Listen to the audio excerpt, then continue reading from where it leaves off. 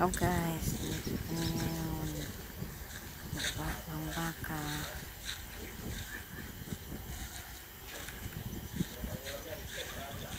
Ang lawak-lawak ng pagpapagura namin, pero gutom pa din sila. Doon kasama ko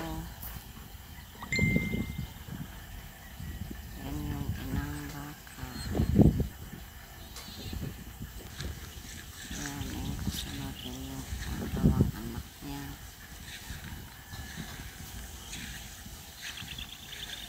At ito naman yung bunso, pero sasakay sila ngayon kasi ang hirap nilang hilain.